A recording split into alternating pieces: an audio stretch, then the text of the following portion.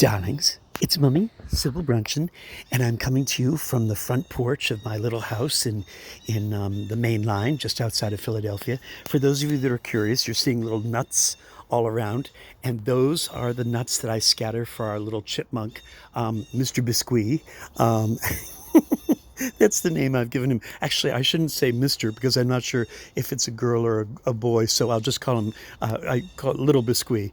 And so Little Biscuit hasn't come yet for her snacks yet. I scatter them out. And this is my front garden, which you've seen before, my beautiful Japanese painted fern, which, by the way, was a couple of dead sticks that I got at a local nursery back in April. They had been understaffed for the winter because of COVID. And so they had not been able to put all of their perennials in sheds, which they normally do. This place is called Tour-ette, and Tour-ette is a wonderful place. It's a collection of restaurants and shops, and then a beautiful, beautiful nursery, huge nursery service. And so they weren't able to put all of their things in the big shed warehouses for the winter, so they just left it all out. Well, in the spring, they sort of had to look and see what had survived the winter, which was, as you remember, very snowy, very cold, a genuine winter, certainly here in Pennsylvania. And so they had a table of things that were marked down, literally pots with like sticks in them, and they were like 95% off or whatever. So I bought two pots of dead sticks called Japanese painted ferns, and I have a Japanese painted fern in Fire Island. And I thought, what the hell, for $4 a piece or whatever. And I put it in this pot in the front, and look, isn't that wonderful? There's my mandevilla, there's a begonia, there's a homely but earnest coleus there. There's some New Guinean patience, which tried to bloom, but even they need more sun than they were getting there. So I feel badly about that. By the way, my mandevilla did attract hummingbirds this year, so that was fun. There's the lily of the valley, which have gone by, the Shasta daisies. This is where my son is at this hour of the day. So it's kind of it's getting lower and lower on the horizon. But this is what I wanted to show you. My garden, even though it's not in full flower at all, a lot of the flowering has gone by, it still is grass and greens and irises and all sorts of a hodgepodge of different greeneries, which I'm sort of turning into a wild garden. I've trimmed down my irises. They get so leggy and everything, so I've been doing the thing of grooming them as I did over there. And so I went to the greenhouse the other day, one of the greenhouses, and I picked up rudbeckia and some echinaceas. You could see that the echinaceas were definitely being mistreated there. But I sprayed them for mildew, and they've already been doing better. And I'm going to get them in the ground in the next day or so. We're supposed to have 40-degree temperatures tonight here outside of Philadelphia. So these do have to definitely get into the ground soon. And you can see in here that there's coreopsis and catmint, and there's some more Shasta daisies, and there's my out-of-control peonies, and there's Mexican gold there, and there's blanket flowers and things. There's an echinacea I planted just recently. I'm hoping that some of this will be perennial and come back. And, I know that a lot of it is the verbenas, for instance, are annuals, and they will not come back. Those marigolds did wonderfully well this year. They're not going to come back. I don't even think they'll self-seed. But I'm trying. I'm trying as best I can. Over here, you see that I've mowed down my pachysandra, and I'm going to try and put in one of those rubber walls there, and then trim all of this pachysandra out that's invading everything and make it wildflowers. So it'll be more about, those are forget-me-nots that are no longer in bloom. I'm going to try and make this a wildflower garden. And from a distance, that's not bad. That's sort of what I was going for. Not a British formal garden, but just a wild garden, adjusted for heights properly, which I wasn't able to do this year because I didn't know the peonies and the irises were going to come up and be so huge. So I've sort of got a jumble of low plants behind high plants, and that's not what you do. You have high plants in the background and then low plants, and so that's what I'm doing. And over here, the irises are, doing what they do. It's a shame irises are so beautiful when they're beautiful and so ugly when they're ugly. But I'm going to try and correct that. I'm going to try and work on that. And I'm trying to rescue things. For instance, my beautiful honeysuckle that I planted and was trying to get to disguise this pole. Well, it was doing beautifully, and it is at the top, but out of nowhere, it's doing badly at the bottom. And I haven't had a chance to weed over here.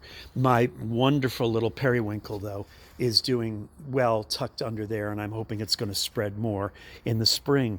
And this is my, oh God, I hate getting older. Oh God, oh, I'm laughing. It's not a hyacinth. The hyacinths are buried there somewhere. Oh, for heaven's sakes. This is ridiculous. Not heliotrope. Oh, for heaven's sakes. I know half of you. Kim is probably pointing and laughing right now.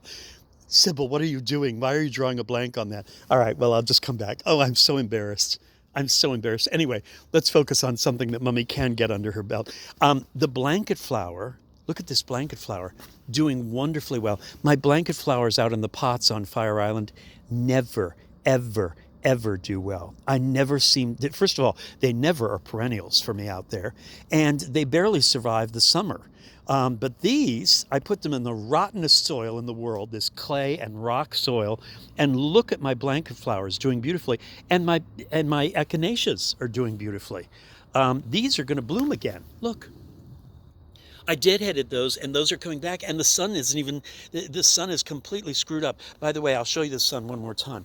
This is the west, of course. There's the sun. And this is our house, and the sun has gone, now arches behind the house completely. So this garden is mostly in shade now because the southern exposure, the sun is not hitting this until like very early in the morning or very late in the afternoon. It gets a little bit of sun. Out there gets a little more sun, and of course there gets total sun, but not here. So it's just so frustrating. So all of these plants are struggling now. My beautiful little Mexican gold, so struggling because there's not enough sun. It wants full sun all day. Daisies, they want full sun all day. So it's kind of interesting trying to garden and, work around what kind of sun you have, what kind of sun you don't have, and how many hours a day is it going to be in July, and how many hours a day is it going to be in October. So, and here we are. It's the end of September, beginning of October. So anyway, Mummy's babbled on and on and on and on and on, and oh crapola, what the name of what? I can't believe I'm drawing a mental blank on this. Come on. Big pompon flowers, pink in acidic soil, blue in basic soil. What the hell is that called? I can't believe it. I'm drawing such a blank. Oh well, I'll think of it later, and then of course I'll have to kick myself. Kim, in the meantime, you can point and laugh at Mummy all you like. Oh, quick question. Kim Young, paging Kim Young. Here are more daisies. What is this plant? Okay, anybody out there, what is this plant? Look, it's got thorns, it's got leaves like roses, so it's long and it's got thorns and rose-like leaves, but no flowers. It just is getting taller and taller and taller and doesn't fall over. What the hell is that? Can you help me? Because it's growing like a weed in here in the Pachysandra. Somebody put it in there, I guess. These are, of course, more daisies over here. But what the hell is this? Kim, any help you can give me, or anybody else, I would appreciate it. And do I keep it? Is it something that I should be trimming, topping off at the top and trying to get bushier? And what will it do? I mean, if it becomes roses, it'd be lovely. But otherwise, it's just sort of a jumble, more of a jumble in there. At least the daisies were daisies. By the way, I let them go to seed. You can see that I let that happen. And what does this pink flower, this pink flag means? What does it mean? The pink flag in our front yard. Someone planted it. It's probably some political thing like fags live here or something. All right, anyway. Oh, look, the birds are finally eating the bird seed. Oh, thank God. I moved this bird feeder and it was like they were so angry that I'd done it. Well, anyway. All right, I will talk to you all later. A tout à l'heure. Remember, darlings, everything, including this fall day. Be present, be mindful, be grateful. Be in the world and of the world. Everything you see and smell and taste and touch and hold in your hand and your heart, it's all borrowed. Everything, everything is all borrowed. A tout à l'heure, darlings.